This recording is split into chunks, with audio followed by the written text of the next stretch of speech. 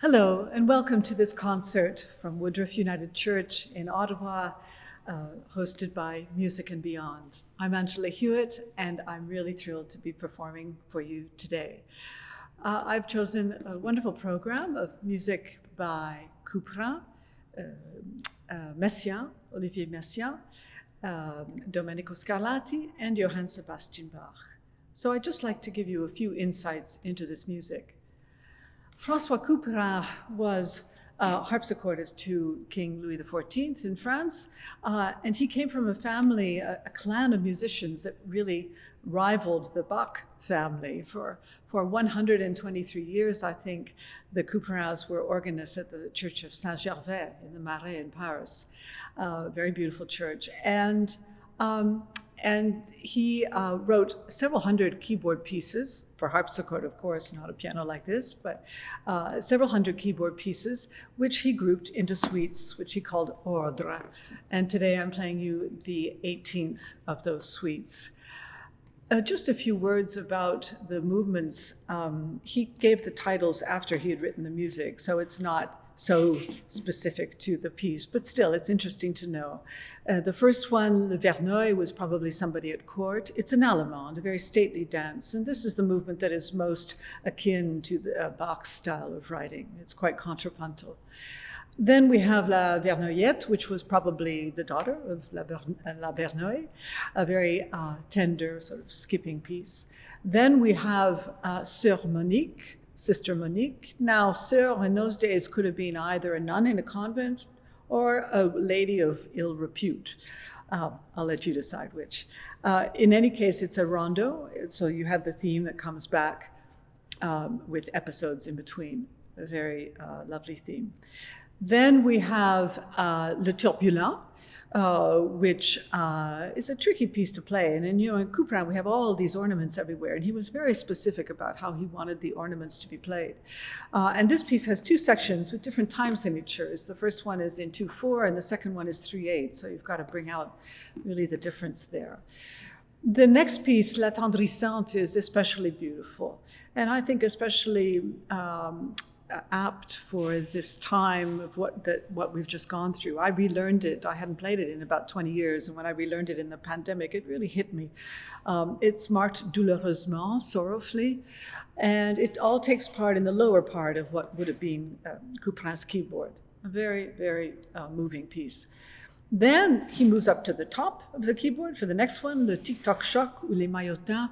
Now, we don't really know what the title means. There was a family of trapeze artists called Maillot, I believe, and Maillotin, also little hammers, and I am sort of, making the hammers on the piano work very hard. So in the harpsichord version, of course, if you have two manuals, the hands are written on top of each other. It's a pièce croisée. But on the piano, you get yourself really in knots just having the one keyboard. So he did say you could move one hand, space them at an octave apart, which is what I do. And the final one is Le Gaillard Boiteux.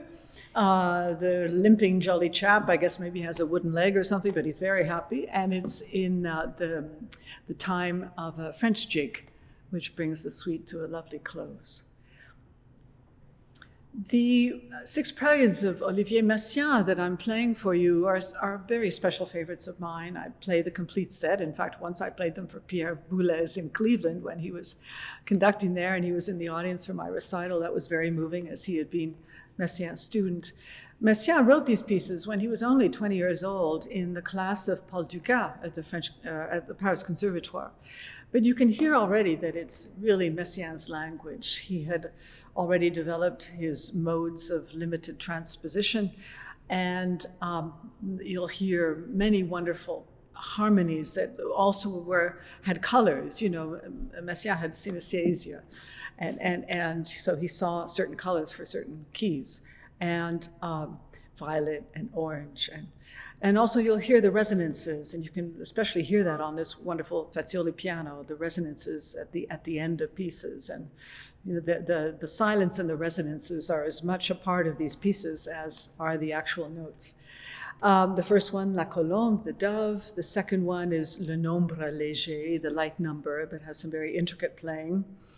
And then Instant défunt, defunct moments. That's a very, I think, spiritual piece. You know, Messiaen's music was really rooted in, like Bach, in his faith. And they're just very moments where time stops, I would say. And then we have Les Sons Impalpables du Rêve, the one that starts with chords up at the top of the keyboard. This is probably the one that is most like his later works. Some wonderful harmonies there. And then Plainte calme, a calm lament, beautifully expressive. And the final one, Un reflet dans le vent, reflection in the wind, which is quite like Debussy in piano technique, but all of these are beautifully written for the piano.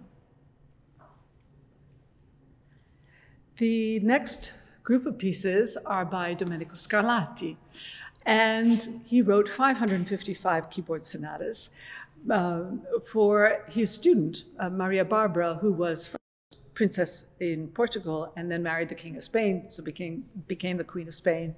And Scarlatti spent the whole second part of his life in her service and wrote these keyboard sonatas for her. She must have been quite the pianist. I think this music really makes us feel happy. It's what we need at the moment. And he only published 30 during his lifetime. And in the preface, he wrote at the end, Vivi felice, live happily. And I think you can hear this. You know, it's at the same time as Bach, but a totally different character. Scarlatti was born in Naples. He has really the Neapolitan character, which is very, all the Italians use the word furbo, very streetwise, very lively, full of wit. And I think you can hear this in these sonatas. The second one is very beautiful, influence of Palestrina, the B minor. The A major, you have a barcarolle. So he also worked in Venice at St. Mark's. And then also the G major one in the middle, he writes to play as fast as possible. So there we go. And then finally, I have the English Suite number 4 in F major by Johann Sebastian Bach. This is, I think, a lovely suite to end with at the moment. I wanted to keep the program as happy as possible after all that Ottawa has been through recently, too. And it's called English Suite only because there was a dedication to some English person. We're not sure who that was on one of the scores, but they're actually very French in style. We have the standard. Well, we have an opening prelude, which is quite like a concerto, quite orchestral. Then we have the Allemande, the Courante, a beautiful saraband, which I ornament myself on the repeats, 2 minuets, and then a very lively hunting horn jig to finish with. So I hope you enjoy this program.